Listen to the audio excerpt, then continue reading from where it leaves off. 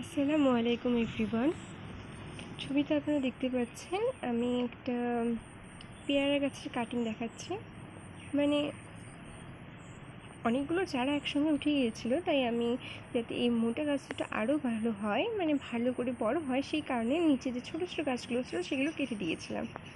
তো দেওয়ার পরে আমার হাজব্যান্ড বললো যে এগুলো কী করবে, তা আমি বললাম ফেলে দিই। পরে ভাবলাম না, গাছগুলো যেহেতু আমি গোড়ার দিকে কেটেছি, তো সেগুলোকে কাটিং হিসেবে ব্যবহার করতে পারি।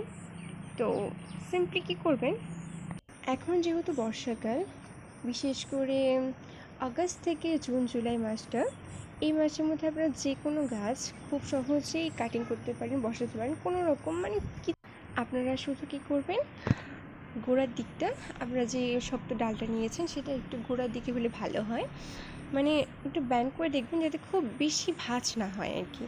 তো আপনার গোড়াটাকে শুধু একটু তেড়চাভাবে কেটে নেওয়ার পরে যে কোনো ভেজা মাটিতে একটু পুঁতে দিন, জাস্ট তারপর ছেড়ে দিন, আর কিছু করতে হবে না।